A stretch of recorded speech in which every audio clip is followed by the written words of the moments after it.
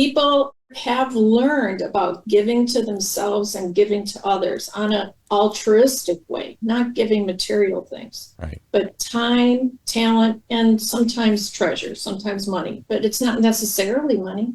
I used to help out with the Heart Association, and my little slogan was, anybody can do something for 5 minutes. In 5 minutes, you can make 5 phone calls. In 5 minutes, you can do this. In 5 minutes, you can do that. So I give examples. It doesn't really take a lot of your time to build in giving as part of your kind of well-being plan, personal plan, because you integrate it in your daily activities. It's not another thing.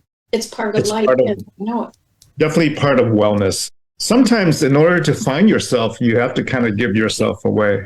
Mm-hmm. And we find that when we take, for example, students around the world with our nonprofit TongueOut, whether it's in Haiti or Peru or Vietnam or in Mexico, our students who are usually either high schoolers or college, they go with the intent of, I want to change the world.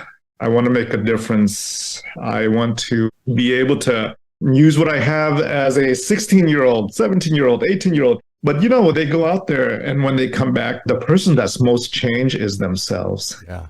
And they have a deeper appreciation of the meaning of life, really, and what we take for granted, and that life is not about just materialism and the accumulation of stuff, but just a bigger vision of what that is. And that all falls into our mission of creating well-being, of wellness. I want Joyce to chat a little bit about the app or the software that you're a part of this team that's creating. I thought it was really neat. I had a chance to kind of pilot it. I kind of want the world to know about it.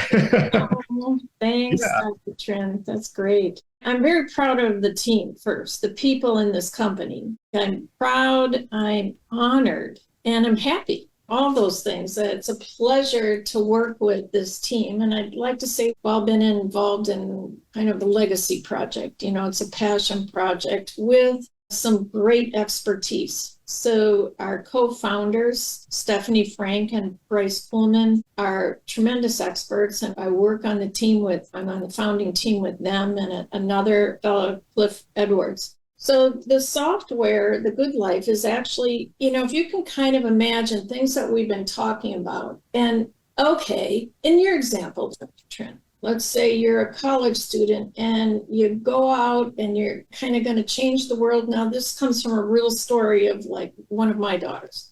So on a trip, and then we're kind of met with the hard facts that it isn't quite as altruistic as we thought out there. Sometimes there's some bumps in the road, and maybe all these people aren't real nice to me, or something happens, and you might wish you had somebody to talk to.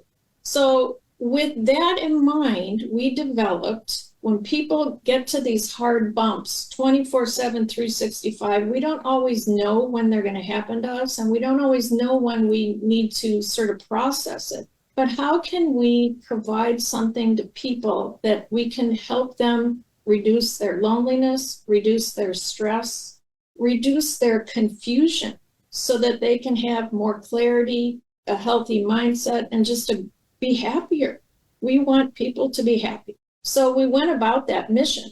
And this was born from a story of one of our co-founders who found herself landed in the hospital after she had been a caregiver of a husband and a parent, and just very stressful life. She sort of landed herself unhealthy in the hospital and wishing she had somebody to talk to privately, not wanting to go so far as like, I need to go into a healthcare provider, but I just need somebody like right now, right here, right now. So that's what this was born out of. We married positive psychology with smart technology and developed what is now the first personality-focused, behavioral science-driven coaching application, which means you get on the phone, you get on your phone, and you get involved in sort of a text-based chat with a digital coach. So it's always conversation based. So you're always talking to someone And different things happen along that journey, but you're always talking through text. And what's it called again? The website is TheGoodLife.ai, and the coach's name is Genii. And that's actually from Discover Your Genius from Within, your own personal genius. So that's how her name was born. Now, you said a really long statement, and they all have deep meaning with every sentence. Yes. First, hold on. It's the first personality-focused, behavioral science-driven digital coach.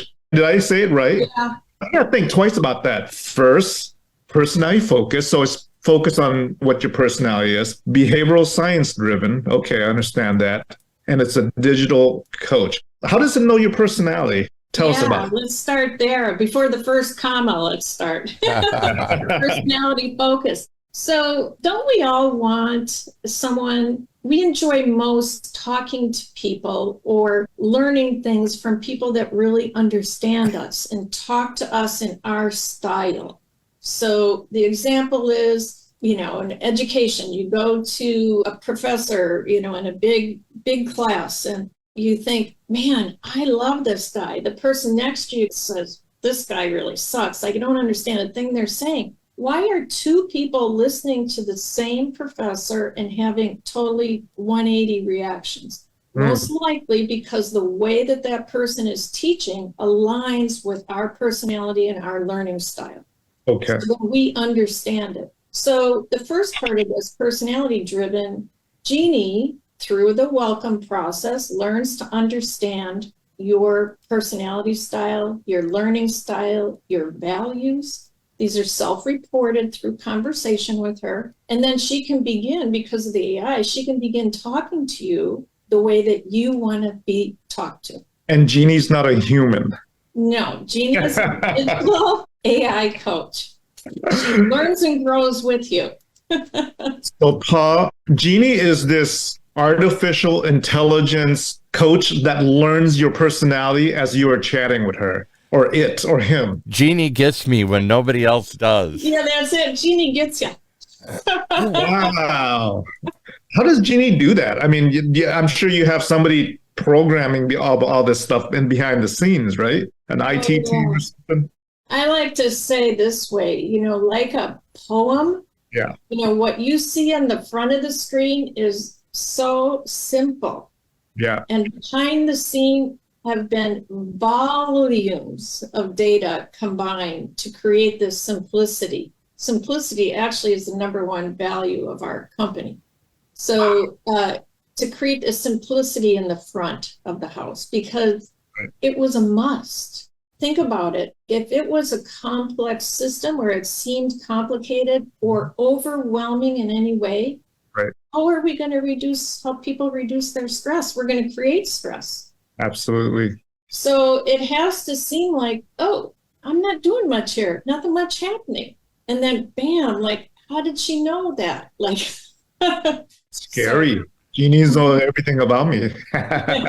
Yeah, so that word danger is an important, I think this is important, this little segue to talk about that, because that would be something you mentioned, Dr. Trinh, is something we are very thoughtful about, is people's perception that an AI might be intrusive or loss of security or loss of privacy. So I am not the software architect, but I do know that there's words for this in software architecture, but it's created that even us, the company, can't see into your private things. We can't see. We can't read what you write in your journal. We can't access it in any way. So it's I hesitate to say the wrong words for what it is, except I can talk about the results that we can't do that. And Genii she does take some time to explain what coaching is and do people understand that. Now, the little bit difference, Paul, is our unique thing is that we are actually personality driven. That's one thing. Right. The other thing is that our intent is for the individuals that are being coached, this is a coaching process, is that they discover themselves, they flourish in themselves, not to become codependent on the coach.